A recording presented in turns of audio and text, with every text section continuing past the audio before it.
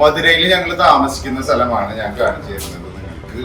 പഴയ വീടുകളോട് എനിക്കുള്ള ഇഷ്ടം നിങ്ങൾക്ക് അറിയാമല്ലോ. അപ്പൊ അതുകൊണ്ട് തന്നെ ഞങ്ങൾ ബുക്ക് ചെയ്തപ്പോൾ ഒരു തനി മധുരൈ വീട്ടിൽ താമസിക്കണം എന്ന് വിചാരിച്ചിട്ടാണ് ബുക്ക് ചെയ്തത്. പക്ഷെ ഞങ്ങൾ ബുക്ക് ചെയ്തു വന്നപ്പോഴത്തേനും മിക്കതും ബുക്കായി പോയിരുന്നു. അങ്ങനെ അവസാനം കിട്ടിയ വീടാണ് ഇത്. ഇത് കാണുമ്പോൾ പണ്ടത്തെ നസീറിന്റെ സത്യന്റെ ഒക്കെ സിനിമയിലെ MN നമ്പ്യാരെ വീട് അതൊക്കെയാണ് നമ്മൾക്ക് ഓർമ്മ വരുന്നത്. എനിക്ക് ഓർമ്മ വരുന്നത് വീട് കാണുന്നത് പോലെ തന്നെയാണ് ഇവിടുത്തെ സ്റ്റേയും. ഇത് നടത്തുന്ന ആളാണ് ശാന്ത അല്ലേ? മലയാളം അറിയോ? എങ്ങനെ അറിയാം? എവിടെ പോയിട്ടുണ്ട്? എറണാകുളത്തൊക്കെ. അപ്പൊ ആ അമ്മ ഒട്ടും അങ്ങോട്ട് പോയിട്ടില്ല, നാട്ടിലോട്ട് തിരിച്ചു പോയിട്ടില്ല. അപ്പൊ അമ്മ എങ്ങനെ മധുരയിലെത്തി? മൂന്നാറ് എന്ന് വെച്ച് കഴിഞ്ഞാൽ ഇവർ മൂന്നാറിലാണ് താമസിച്ചിരുന്നത്. അവിടെ നിന്ന് മധുരയോ തൂത്തുക്കുടിയോ മറ്റോ ഫാദറിന്റെ കൂടെ വന്നു. ദെൻ അമ്മ കല്യാണം കഴിഞ്ഞിട്ടോ മറ്റോ ബാംഗ്ലൂർ പോയി. അവിടെ നിന്ന് പിന്നെ തിരിച്ചു വന്നിട്ട് അവരുടെ ബന്ധുവാണ് ഈ ഹോം സ്റ്റേ നടത്തുന്നത്. അപ്പൊ ഈ ഹോം സ്റ്റേ നോക്കി നടത്തുന്നത് ഈ അമ്മയാണ്, ചേച്ചിയാണ്. ഇവരിവിടെ തന്നെയാണ് താമസം കേട്ടോ. പക്ഷെ ഇവരിങ്ങനെ ഇരിക്കുന്നത് നോക്കണ്ട. നമ്മൾക്ക് എന്താവശ്യമുണ്ടെങ്കിലും വളരെ നമ്മളൊരു വീട്ടിൽ ചെല്ലുമ്പോൾ എങ്ങനെയാണ് അതുപോലെ വളരെ കൃത്യമായിട്ട്. ഞാനപ്പോൾ ക്രെഡിറ്റ് കാർഡ് വെച്ചേ പേ ചെയ്യുള്ളൂ പറഞ്ഞപ്പോൾ അപ്പം തന്നെ മെഷീൻ എടുത്തുകൊണ്ടുവന്ന് ഇതാക്കി. എനിക്ക് GST ബില്ല് വേണമെന്ന് പറഞ്ഞപ്പോൾ അപ്പം തന്നെ GST അടിച്ചു തന്നു. അങ്ങനെ എല്ലാ സംഗതികളും ഇവർക്ക് അറിയാം. ഇതിൻ്റെ ഉള്ളിൽ ഞാൻ കാണിച്ചു തരാം. ഫ്രണ്ടിൽ വരുമ്പോൾ തന്നെ അതാ പഴയ ഇതെന്നെ സ്റ്റൈല്, കൗണ്ടർ സ്റ്റൈലാ, മധുരൈ സ്റ്റൈലാ വീട്, വിൻറ്റേജ് സ്റ്റൈല്. അത്രയും മൂപ്പർക്ക് അറിയുള്ളൂ. ഇതൊരു പഴയ തമിഴ്നാടൻ രീതിയിലുള്ള വീടാണ്. വീടിന്റെ വാതിലിന്റെ മുകളിൽ 2 ആന, വിഷ്ണു ഒക്കെ ഉണ്ട്. രാമലിംഗത്തിന്റെ വീടാണ്. അവരുടെ സണ്ണാണ് പോയത്. ഇപ്പൊ ഈ വണ്ടിക്ക് പോയ ആള് രാമലിംഗത്തിന്റെ സണ്ണാണ്. രാമലിംഗവും വൈഫും ആണ് ഈ ഇരിക്കുന്നത്. ഇത് ഒറിജിനലാ? ഓ ഒറിജിനല്. 57-ലാണ് ഈ വീട് പണിതത്. ഞാൻ നിങ്ങൾക്ക് ഇതിന്റെ വീട് തുറന്ന് അകത്ത് വരുമ്പോഴുള്ള രസം കാണിച്ചു തരാം. പണ്ടത്തെ ഒരു ലിവിംഗ് റൂമാണ് ഈ കാണുന്നത്. അന്നും ഉണ്ടായിരുന്നു ബേ വിൻഡോസും കാര്യങ്ങളൊക്കെ. നമ്മുടെ നാട്ടിൽ ഇപ്പോഴേ വന്നു തുടങ്ങിയിട്ടുള്ളൂ. തമിഴ്നാട്ടിലൊക്കെ പണ്ടേ ഉണ്ട്. ആട്ടുകെട്ടില് ഇതെല്ലാം പഴയതാണ് അല്ലേ? പണ്ടത്തെ ചെസ് ബോർഡ്, ഇവിടെ ഒരു ശില്പം, ദെൻ തൊട്ടില്. എത്ര കുട്ടികളുണ്ട് ഇവർക്ക്? ഒരു കുട്ടി. അപ്പൊ മുകളിൽ അവര് താമസിക്കുന്നു. ഇവിടെ താഴെ നമ്മള് എത്ര റൂമാണ് താഴെ? 5 റൂംസ്. അപ്പൊ ഇതാണ് നമ്മളുടെ സെൻട്രൽ ലിവിംഗ് റൂം.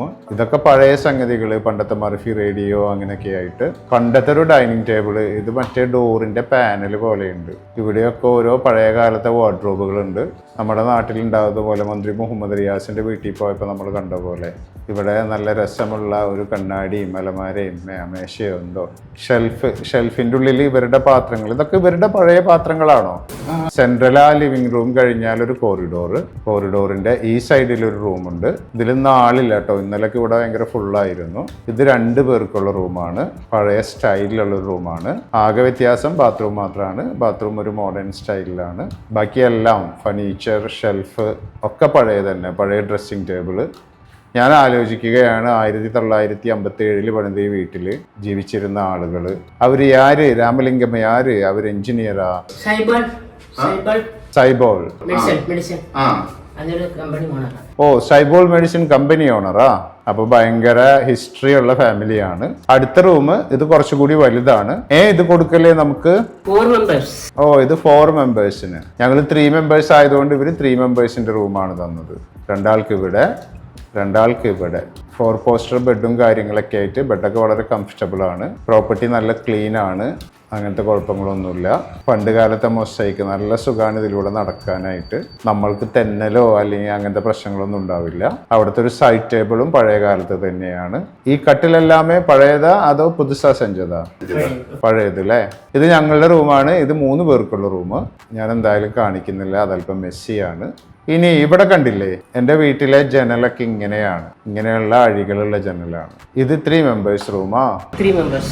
ഞങ്ങളുടെ റൂം പോലെ അല്ലേ? ഇതാണ് ഞങ്ങളുടെ റൂം. ഏകദേശം ഇതുപോലെയാണ്.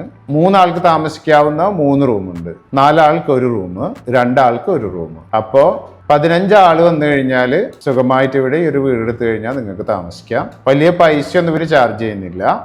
എനിക്ക് ടോയ്ലറ്റ് ഭയങ്കര ഇഷ്ടമായി. നല്ല സർക്കുലർ ടോയ്ലറ്റ്, നല്ല രസമുള്ള ടോയ്ലറ്റ്. സത്യനന്വേശ്വർ ഉപയോഗിച്ചിരുന്ന ടോയ്ലറ്റ് പോലെ. പണ്ടത്തെ തമിഴ് സിനിമയിലെ വില്ലന്മാരുടെ ടോയ്ലറ്റ്.